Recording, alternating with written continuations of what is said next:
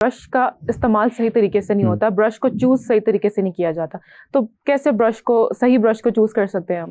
पहले brushing technique बताऊंगा कि हम लोग पेस्ट लगाई यूं यूं यूं यूं यूं किया दांत साफ। इससे क्या होता है कि हर दो दांतों के बीच में जो खुराक या प्लग वो और जम जाती, जब हम ऐसे ब्रश करते हैं। दांतों को लंबाई के रूप ब्रश करें, ऊपर के दांतों को ऊपर से नीचे, नीचे के दांत को नीचे से ऊपर, प्लस जहाँ पे दांत और मसूड़े मिलते हैं वहाँ पे एक हाफ सर्कल बनता है, तो राउंडेड मूवमेंट्स देनी चाहिए, यानी कि वर्टिकल एंड राउंडेड, सीधा और गुलाई में। हॉरिजॉन्टल करेंगे, लंबाई के अगेंस्ट करेंगे तो खुराक और फंसेगी, उस ब्रश का कोई फायदा नहीं। उससे बेहतर ना करें कि उससे सिर्फ दांत घिसते हैं। अब आए ब्रश की सिलेक्शन कैसे करनी है। वर्ल्ड हेल्थ ऑर्गेनाइजेशन उसकी रिकमेंडेशन ये है कि साल में 2 दफ़ा या कम से कम 1 दफ़ा डेंटिस्ट के पास जाएं, वो आपको बता देंगे कि आपके दांतों के साथ किस किस चीज़ की ज़रूरत है।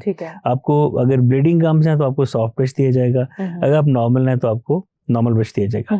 आमतौर पर देखा गया कि स्मोकर हज़रात को ये एक नफसियाती तौर पर होता है कि उनके दांत गंदे हैं, वो हार्ड ब्रश लेके आते हैं और हार्डली करते हैं, बहुत जोर से करते हैं। तो ब्रश ना करना भी नुकसानदेह है और बहुत जोर से ब्रश करना भी नुकसानदेह, क्योंकि जब जोर से ब्रश करते हैं तो ब्रश के जो नायलॉन ब्रिस्टल्स हैं वो दांतों की पहली हिफाजत है, एनामल को रगड़ देते हैं। एनामल के नीचे डेंटिन आ गई, डेंटिन सेंसिटिव होती है। अब पानी पीना तो बात की बात है, मुंह से सांस भी ले तो ठंडा लगता है।